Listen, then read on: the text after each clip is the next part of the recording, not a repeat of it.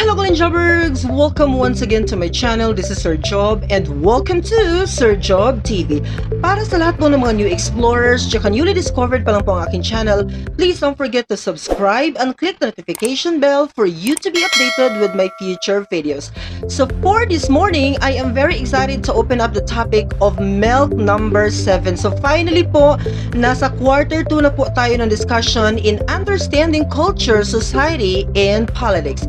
So today is January 25, 2021 and today is Monday. So welcome once again sa daily vlog ng aking YouTube channel. So sa lahat po ng mga patuloy na sumusuporta sa lahat ng aking videos that I already published, thank you very much po sa lahat ng mga golden jobbergs na patuloy pong sumusuporta sa aking YouTube channel. Maraming salamat po sa inyo. So our topic for this morning is all about political organization, authority, and legitimacy. Welcome to my video number 71.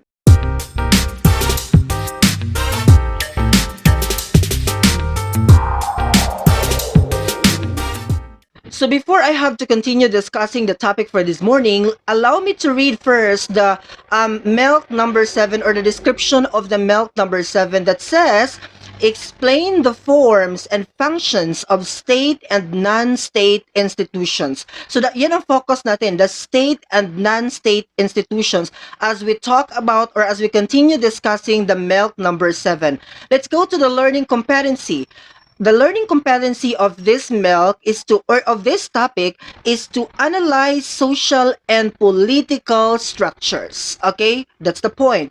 So what is political organizations in the very first place? When we speak of political organizations, let us recognize first the concept of the bands and tribes. So what does it mean when we are speaking of bands and tribes? Bands and tribes are considered as the simplest political system. Again, highlight natin, simplest political system. They are often perceived without a well-defined system of leadership. So meaning to say, talking about the primitive circle, the primitive group, yung mga grupo noon na wala pang exact rules and wala pang fixed na rules and regulations, so yun po ang tinatawag nating mga bands and tribes, the simplest political systems. Let's go to the definition of the word band. A band is usually small, okay? Formed by several families living together. Kasi common po ito noon eh. 'Di ba? In one community, actually nagulat nga ako because until today, may mga ganito pa ring setup. When I visited Bukidnon, nakita ko talaga doon yung example ng ganitong setup. Naka-circle po sa isang area yung mga households no na may mga iba't ibang family doon, but they are united with each other. So yun po ang one of the example ng isang band. Oftentimes, moving from one place to the other to search for food. So one example is yung makonsider nating mga nomadic people noon. When we speak of nomadic, as I explained to you before, those are the people who kept on transferring from one places to another. Kasi nakadepende po ang mga taong ito sa resources available in order for them to survive. Bands are egalitarian. When we speak of egalitarian, meaning all the families are equal. Okay? Kung ano ang natanggap ng isang family, yun din ang expected na matatanggap ng isang family. Okay? There is no class differentiation based on wealth. Okay, wala pa yung structure ng stratification noon. Yung tinatawag nating upper class, the middle class, and the lower class in the society. Wala pang konsepto. We are, as we discuss about the concept of the band.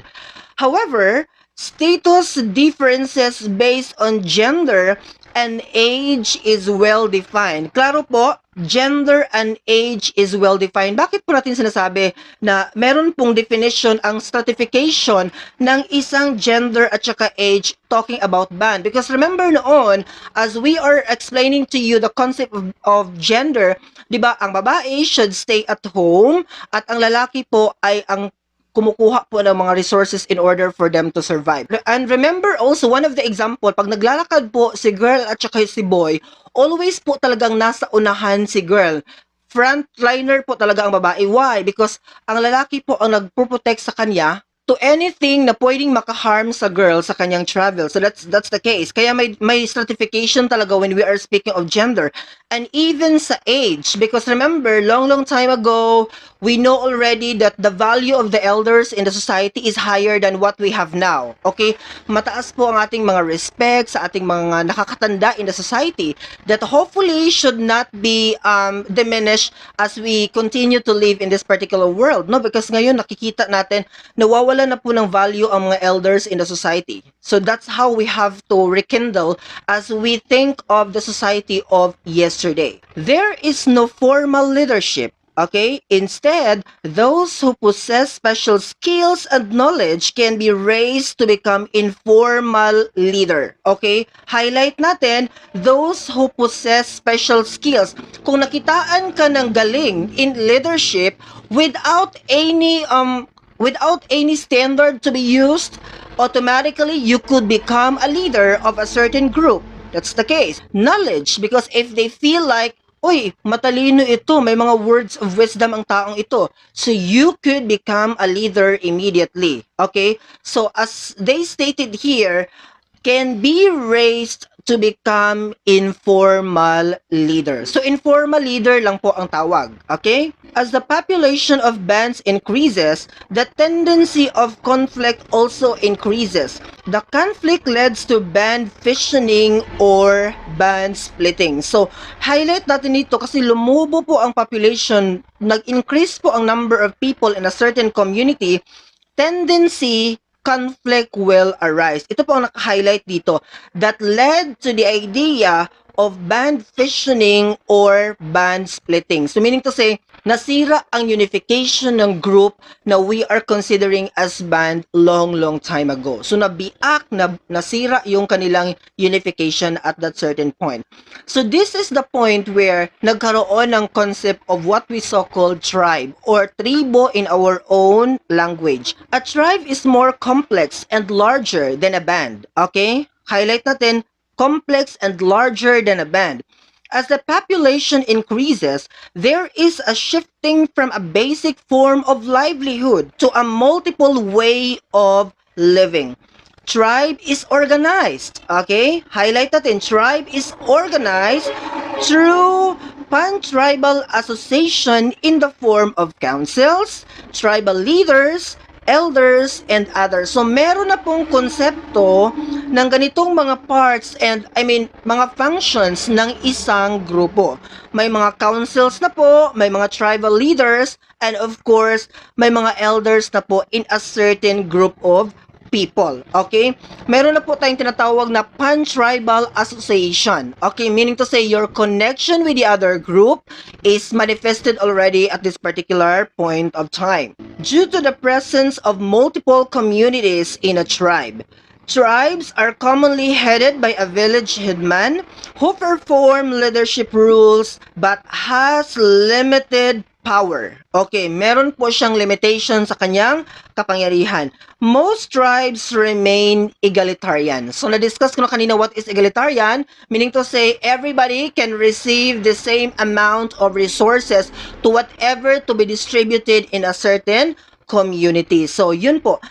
Limitation of power, so meaning to say, hindi po niya control ang lahat. Okay? May limitation po ang kapangyarihan ng kanilang headman in a certain tribe. So the third concept that we are going to discuss for this morning is the idea of the word chiefdom. So when we speak of chiefdom, has a more defined political organization. So as we progress with our discussion this morning, mas nagkakaroon na tayo ng definition of what is really leadership all about. Kanina sa band, simple, wala pang masyado. Informal leadership ang band. Okay? Pagdating sa tribe, medyo na-define na siya ng konti kasi may mga councils na po, may mga elders in the society, may mga functions na po ang certain positions. Okay, pagdating naman natin ngayon sa chiefdom, ito po ang tinatawag na more defined political organization.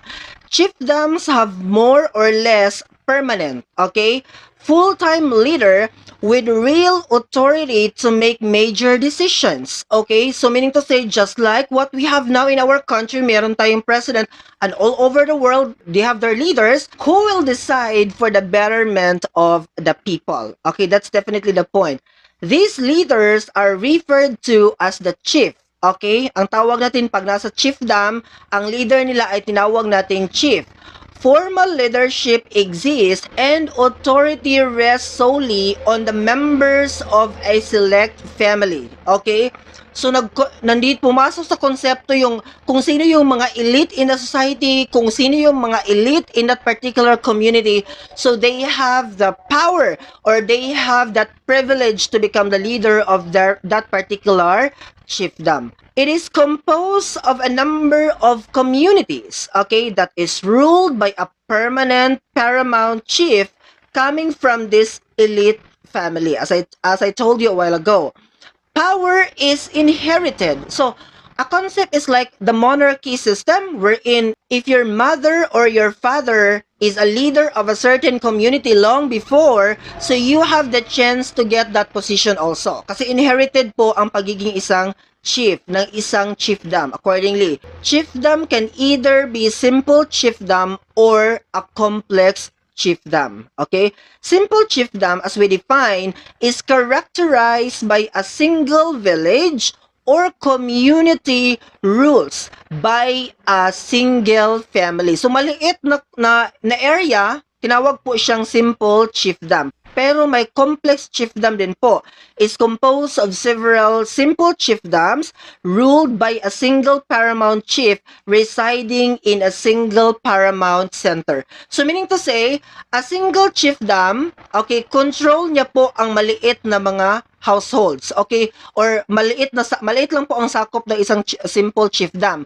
Pero ang group of simple chiefdom, okay, that is considered as the complex chiefdom. Okay, nakuha niyo po ang point. Kumbaga, if we are going to base right now sa ating situation, may isang barangay. So sa isang barangay po, meron po siyang 20 puroks. Okay, that is the sample. So ang purok po, yan po ang tinatawag nating single chiefdom. Okay?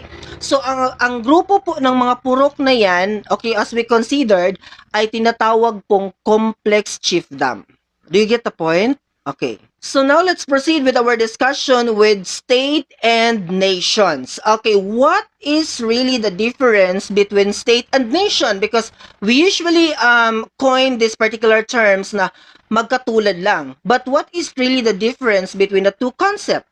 The advent of modernity has made the process of consolidating different individuals into one political community more difficult and complicated. Out of the breakdown of political organizations, what emerged was the presence of groups that shared a common history, language, traditions, customs, habits, and ethnicity. These groups are collectively referred to as nations. So pag sinabi pala nating nations, we are bind according to history, language, traditions, customs, habits, and ethnicity. So yan po ang tinatawag nating nations. Like for example, Arab nations. Marami ang bansa sa Arab nations, but they are bind with their history, language, their culture, etc. Do you get the point? Okay. On the other hand, a state is a political unit consisting of a government that has sovereignty presiding over a group of people and a well-defined territory, and has the highest form of political organization. So pag sinabi kong state, this is a political unit. Di ba meron tayong tinatawag na the element of state. Ano ang mga element ng state? 4 po ang element ng state. Kailangan po ang isang bansa is meron na po siyang government, okay? Meron po siyang sovereignty, meaning to say malaya po siya, hindi po siya controlled ng any other country in the world. And meron po siyang population or meron pong people inside that particular place. And of course, pang-4 is meron po siyang well-defined territory. So Philippines is a state. Okay? Because meron po tayong ganitong elements or nakuha po natin ang 4. Because July 4 of 1946 going back, naibigay po sa atin ng mga Americans ang ating sovereignty na tinatawag. Which is long before, yan po ang hindi natin na-achieve. Because meron na po tayong government before. Even before the coming of the Americans, we already have our government. Right? So we also have our people and well-defined territory. but hindi po tayo malaya long before. So right after July 4 of 1946, when the Americans gave us our independence, so meron na po tayong sovereignty that completed the concept of state. Okay? Do you understand kung ano ang meaning? Nakuha niyo po ang ibig sabihin ng state and tsaka nation? Again, pag sinabi kong nation, it talks about history, language, traditions, customs, habits, and ethnicity. Pag sinabi ko namang state, this is a political unit that has four elements: the government, sovereignty, people, and a well-defined territory. So that will be all for this morning. I hope you learned something from this video, and I hope that you will share this video to your friends and to anybody else that you think nangailangan ng video na ito. Asahan niyo po that Sir Job TV will continue to give you more meaningful discussion, especially in the field of social sciences. Thank you very much for watching. Bye-bye!